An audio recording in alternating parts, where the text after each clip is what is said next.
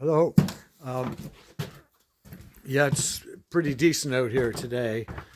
So anyway, I had, uh, I studied it. I had the hood straightened out and adjusted a year ago.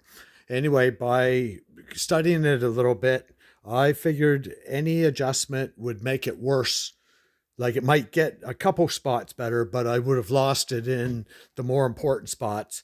So instead of going that way, I sanded all the edge here and I'm body filling my gaps and the highs and the lows.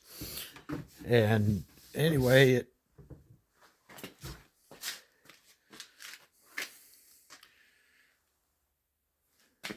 kind of speaks for itself.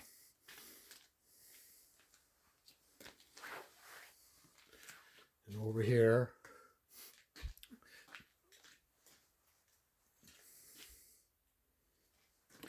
yeah, I've put fill on a couple times.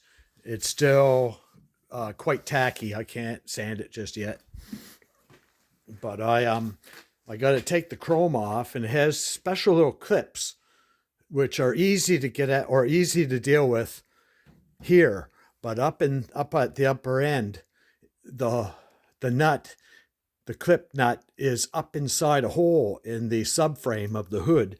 And if I use pliers to loosen the little clip and it drops, it falls inside that cavity and I lose it. So I kind of had to build a little special tool to take that one clip off so I won't lose it. Because if I lose it, then I'll have to find another one.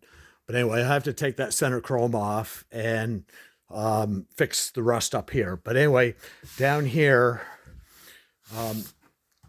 as I said, it's pretty well self-explanatory. I can't.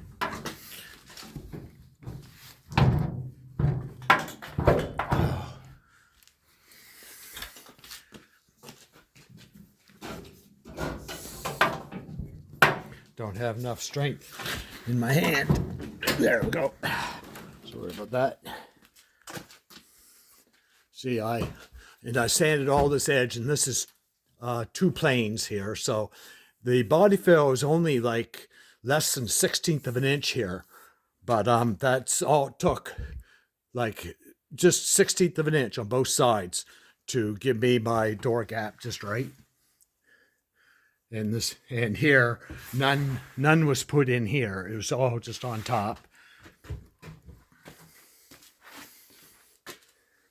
And I try to put it around the edge when I put it on, and then sand it back square afterwards. But anyway, it's coming along kind of nice. It's going to be take me another hour or so sanding, and I should have it pretty well up to that priming. But anyway, neat little lecture on the priming thing. If you're sanding, just a sec.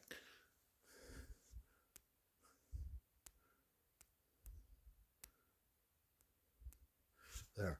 If you're sanding a panel and you're 50-60 grit and it's kind of wavy and you having troubles, the guide coat helps big time. But rather than spray it on, if you open up your primer and brush it on, like believe it or not, totally not professional, but if you open up your primer and you brush your primer on that panel at 60 grit sand scratches, let it dry. When you block it, the brush marks are probably not as deep as the highs and the lows in your panel.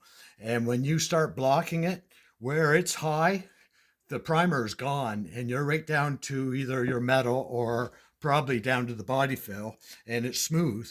And the brush marks of that primer show up the lows in a real rough way. Like you can really see the brush marks, like there's no mistaking them. You have to sand on purposely extra to get rid of the brush marks in a low spot. So now with a guide coat, if you're blocking, like if you're sanding a big panel and you got it covered body fill and you got a guide coat on it, you have to be pretty on top of watching that guide coat, because you can wipe that guide coat off in like 2 or 3 sweeps and that guide coat's gone, and then you lost your reading of how crooked the panel is. But if you use the brush marks stay. They're there until you sand right to the bottom of them. So, and also the primer in the brush marks in the low spot, if you're going to put a little more putty on it, the primer can be left. You just put your putty right over top, or your body fill. It won't hurt it. And anyway, but try it sometime. Like if you sand up to 80 grit, do not use a brush. 80 grit, you have to go to the spray bomb.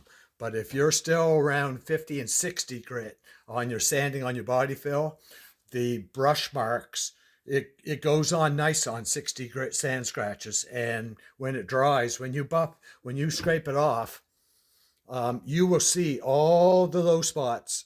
It'll be hard to get rid of the low spots with that sanding. You won't lose your guide coat. Like the guide coat being the brush marks, they won't disappear. They'll stay there until that low spot is level. So it works really, really foolproof. But anyway, see you later. I'll try to make one a little later when I get up to a more exciting stage. Bye.